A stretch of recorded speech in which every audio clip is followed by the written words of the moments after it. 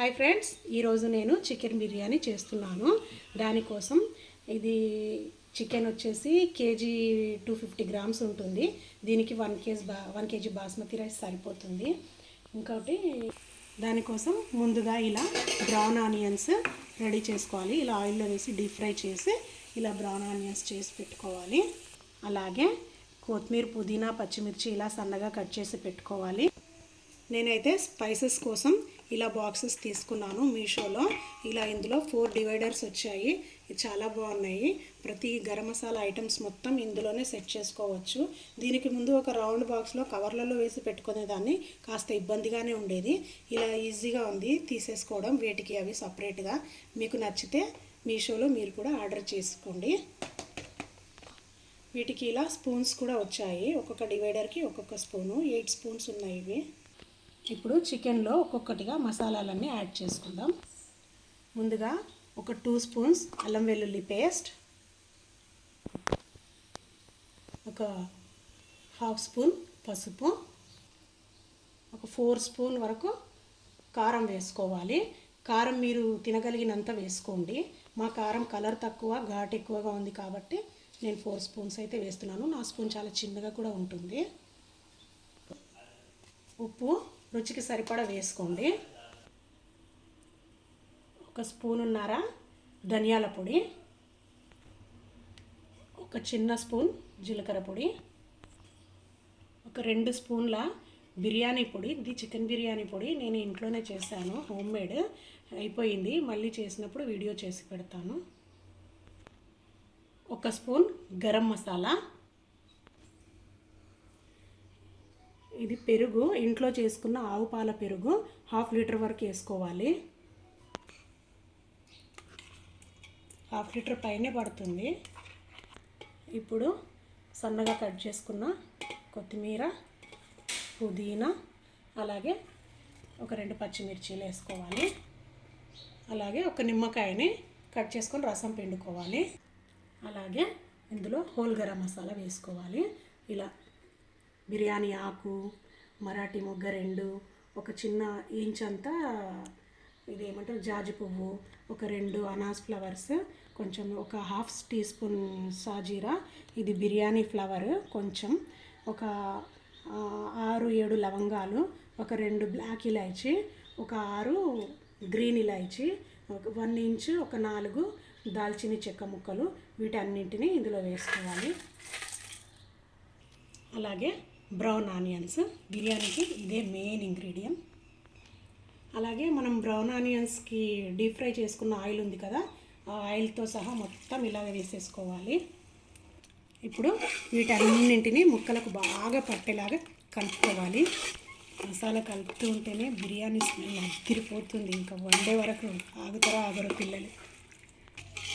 ఇలా బాగా కలుపుకోవాలి. మనం పెరుగు కొద్దిగా ఎక్కువనే వేసుకున్నాం కదా, పెరుగు ఎంత ఎక్కువ వేసుకుంటే అంత బాగుంటుంది, గ్రేవీ చాలా బాగా వస్తుంది.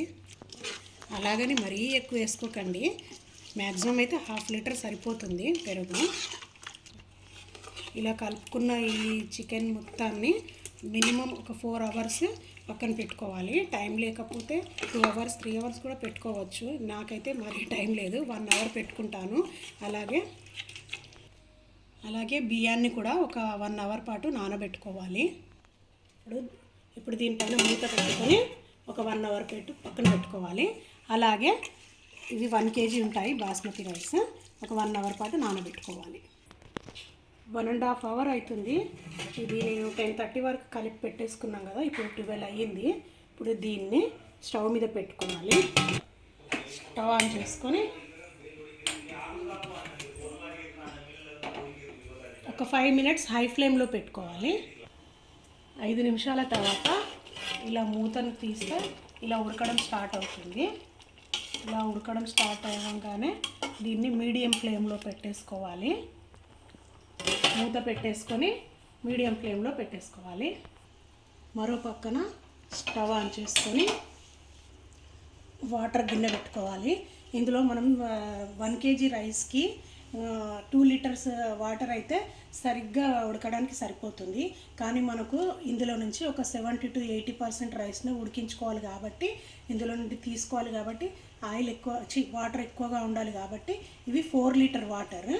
ఇందులో మనం ఇలా 4 లీటర్ వాటర్ తీసుకున్నాం కదా, అందులో ఒక అనాస్ ఫ్లవర్, కొంచెం షాజీరా, ఒక 2 బిర్యానీ ఆకులు, ఒక 4-5 లవంగాలు, ఒక 4 ఇలాచీలు, ఒక 1 ఇంచ్ దాల్చిన చెక్క, ఒక మరాఠీ మొగ్గ, కొంచెం జింజర్ గార్లిక్ పేస్ట్ యాడ్ చేసుకోవాలి.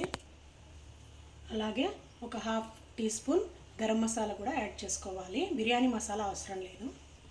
అలాగే కొంచెం పుదీనా, కొంచెం కొత్తిమీర, కొంచెం బ్రౌన్ ఆనియన్స్ కూడా వేసుకోవాలి. ఇందులోనే ఒక పచ్చిమిర్చిని కూడా ఇలా కట్ చేసి వేసుకోవాలి. అలాగే మొత్తం రైస్కి సరిపడా సాల్ట్ని కూడా ఇందులోనే వేసుకోవాలి. ఇవన్నీ బాగా కలిసేలాగా కలుపుకోవాలి. అలాగే ఉప్పుని కూడా మొత్తం వాటర్కి రైస్కి సరిపడా ఉందో లేదో చూసుకోవాలి. మళ్ళీ ఒకసారి చికెన్ మూత తీసుకొని ఇందులో ఉప్పుని చెక్ చేసుకోవాలి. ఈ స్టేజ్లోనే ఉప్పు సరిగ్గా ఉంటే ఓకే, లేకపోతే కొంచెం యాడ్ చేసుకోవాలి. ఈ నీళ్లు మరిగేలోపు ఇక్కడ చికెన్ కూడా ఉడికిపోతుంది. ఈ వాటర్లోనే 2 స్పూన్స్ ఆయిల్ కూడా యాడ్ చేసుకోవాలి. మధ్య మధ్యలో చికెన్ని ఇలా మూత తీసుకొని 1-2 సార్లు కలుపుకుంటూ ఉండాలి.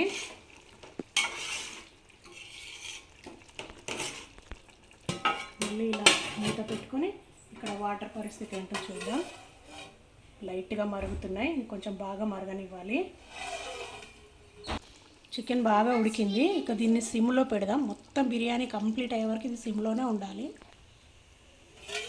నీళ్ళు అయితే బాగా మరుగుతున్నాయి.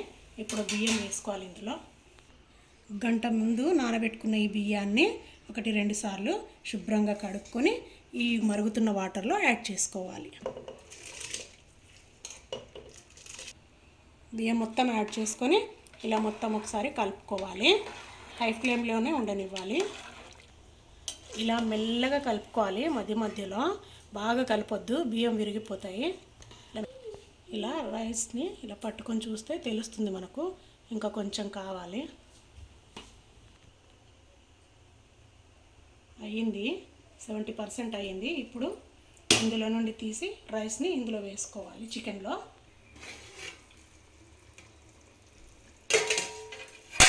చికెన్ ఒకసారి కలుపుకుందాం.